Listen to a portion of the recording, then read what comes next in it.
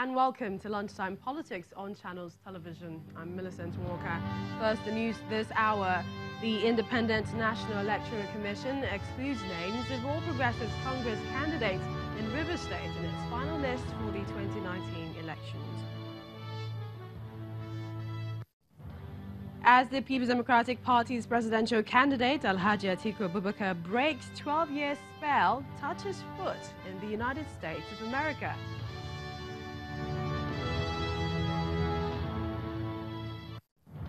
And Nigeria's President Muhammadu Buhari takes his presidential campaign to Edo and Delta states to show Nigerians of better days ahead.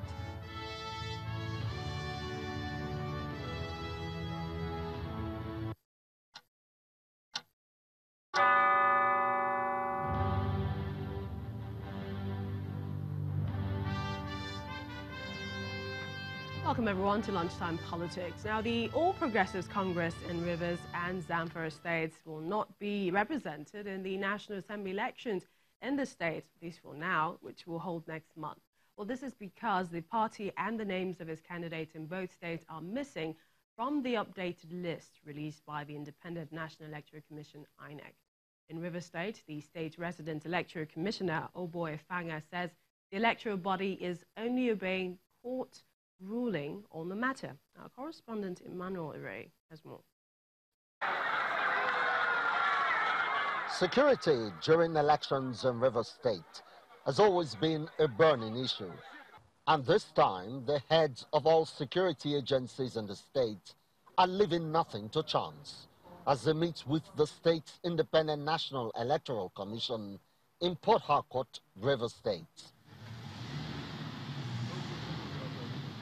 And after about 2 hours, the Commission and the Commissioner of Police in the state explain why the issue of security is being taken seriously. As we get towards the election, we have to meet more regularly. And as you observed, all the heads of the security agencies are here. It shows how important we take this election to be. And we are planning all that we need to do to ensure that everyone who wants to participate in the election is secured. The forthcoming elections is really very dear to all of us, and coupled with our own desire to not only make it free, fair and successful, but to secure all persons involved in the elections and the citizens of Rivers State. But there is another burning question.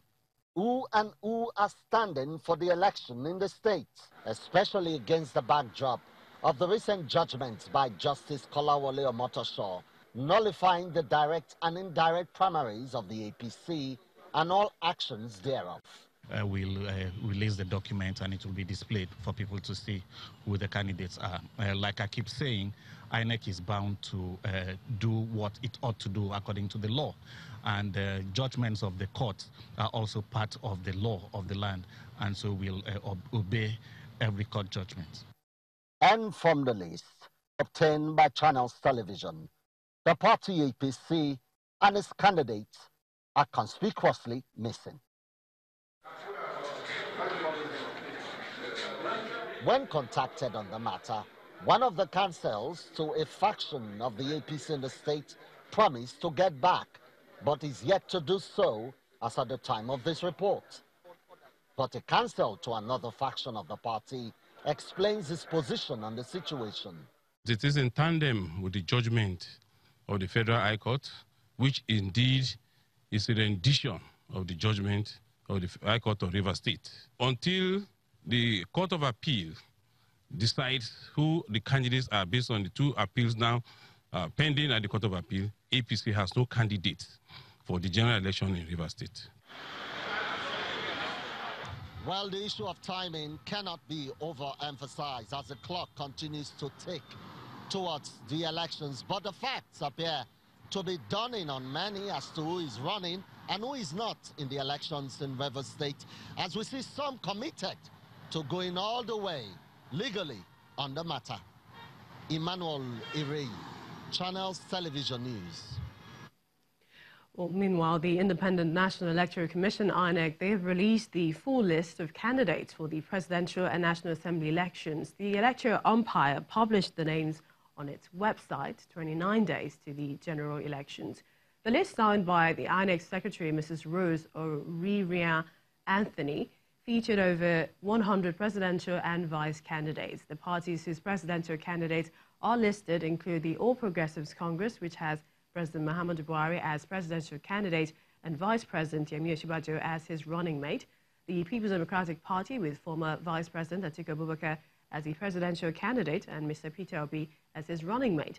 Others include the presidential candidate of the Allied Congress Party of Nigeria, Obiageli Ezekwesili, and her running mate, Hussaini Galadima, the presidential candidate of the Young Progressive Party, Dr. Kingsley Moghalu, and his running mate, Getso Abdullahi, and the presidential candidate of Alliance for New Nigeria, Olufela Durotoye, and his running mate, Iya Abdullahi, to mention a few.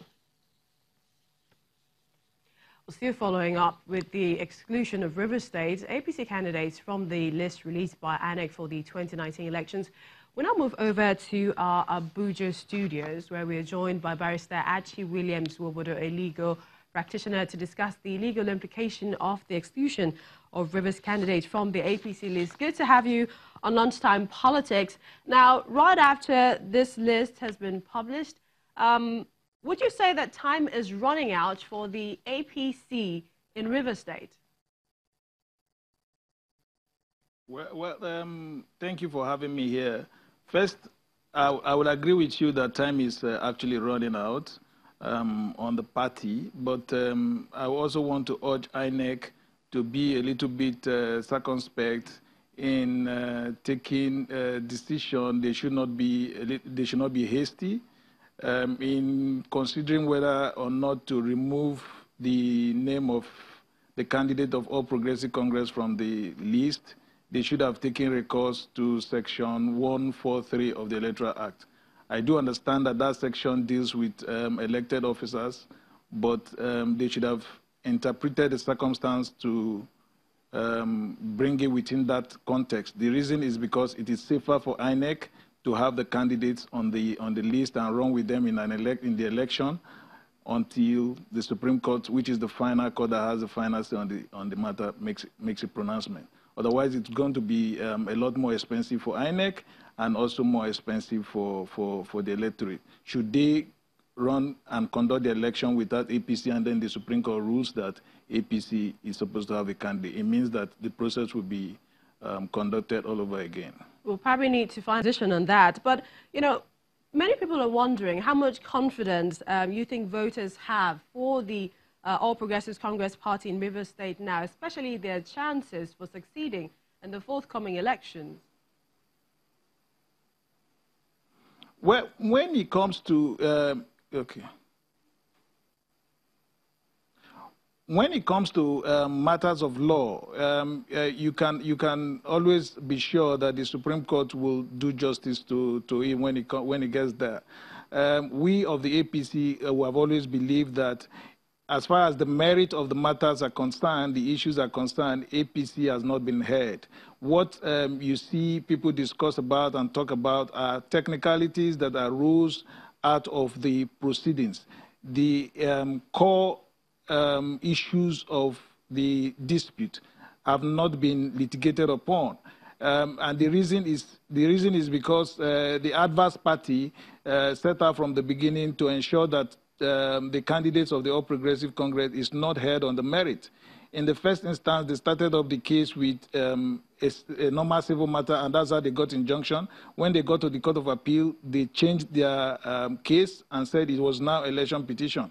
And all of those, the courts are made it clear that parties should be consistent in the case that they present before the court. Now, but as far as the Court of Appeal is concerned, they think that the matter is an election petition matter, and so the All Progressive Congress has not come within the time allowed by the fourth alteration. But I think that when the matter gets to the Supreme Court and all the facts are made bare again, I believe that the justices of the Supreme Court will look at it dispassionately, will look at it based on the facts and merit, and order that APC be allowed to conduct the election, to contest in the elections. All right, we wish the parties the best. We'd like to thank you, Archie Williams-Wobodo, legal practitioner, for joining us on Lunchtime Politics.